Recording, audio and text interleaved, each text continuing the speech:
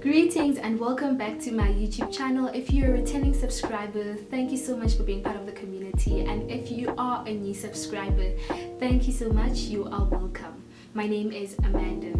Today I'm going to be talking about becoming the change that you want to see, and also sharing practical ways on how can you unleash the full potential and start and lead to impact other people's lives. I came across a quote by Lisa saying, God intends each and every individual to be a problem solver in a problem, to become a solution basically to certain problems. And so when I thought about it, I'm like, actually yes, because at times we tend to complain, we talk about things, we have possible solutions to problems, but we never do anything about it because there could be so many reasons and things holding us back.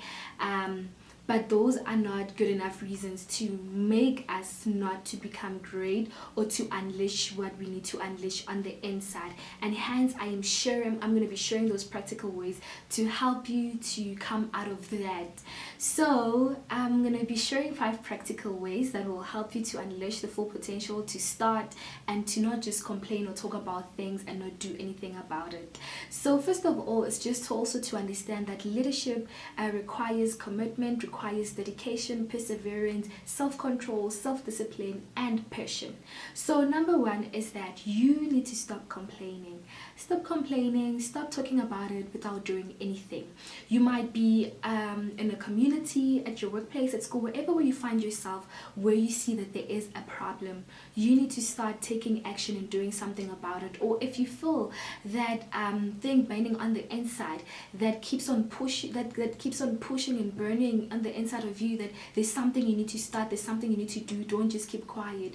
You need to make sure that now you accept it and you start doing something about it. And because if you don't do anything about it, you will not be fulfilled. And it's very important that we live a life where we're also fulfilled and we fulfill what God wants us to fulfill and do. And so number 1 will be to accept, stop complaining, and start taking action. Number 2 will be to be intentional.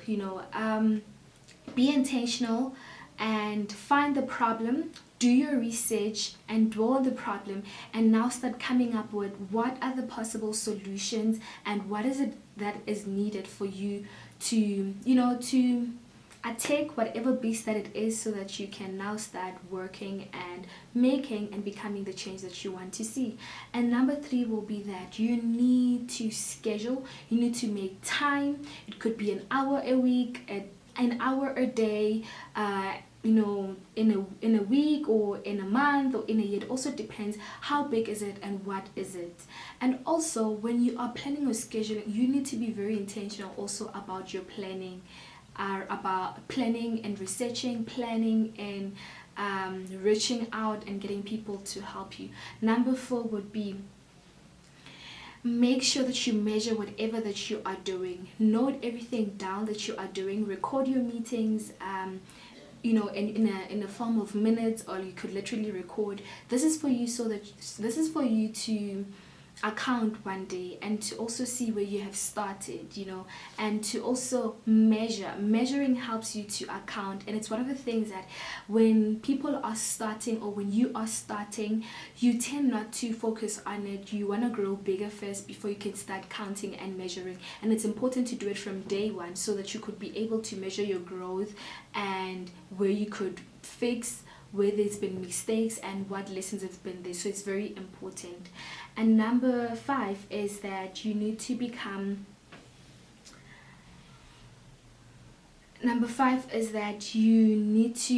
be consistent, very, very consistent.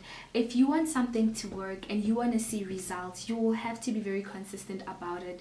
You will not have to give up, even if you feel like giving up. And I would advise you that give yourself 3 months to see if you could handle it or not, but just be consistent for 3 months and see what will the outcome be or what will the results be. But in consistency, there's so much greatness that comes out there. And also you need to believe the vision for yourself. Believe it and be convinced with it first before you can expect or want other people to understand the way you get it, because Just to give you a tip, not everyone will understand what you are doing until results are produced, and that's just how it is. And you need to accept and understand that, and hence you need to keep your consistency game on. So those are ways to help you to unleash and to get started. And so just to give you an example, a practical example, is that, for example, if you are bothered or you feel the urge to give school shoes, or you want to start a campaign. Let me make an example with school shoes, since we're in the beginning of the year and schools are going to be opening. It's such a great thing, it's such a great initiative, it's great to give, it's great to make a difference, but you need to understand that it starts with you first. Before you can start going out there before you can start and go out there and seek for funding and seek for people to donate or to help you, you need to be able to buy the school shoes first. At least, even if it could be 10 pay or 5 pay, you should be able to buy the school shoes first, and now you can also start asking other people to jump in to help you.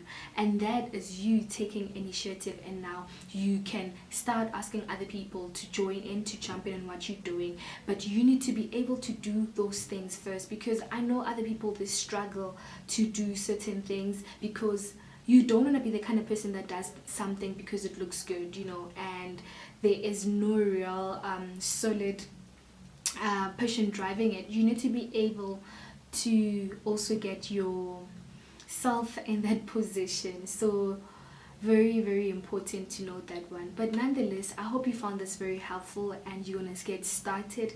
And also, just to remind you, is that in the book of Jeremiah 29, it reminds us, and it reminds us also, and it's also a teaching where we learn that for God knew us. He knew us before we were formed in our mother's womb. He knew us and he had plans to prosper us. And that literally means that God has a plan for your life, and God wants you to be great, because the plans that he has for you are plans to prosper you, to make you great, to become the person that he wants you to become.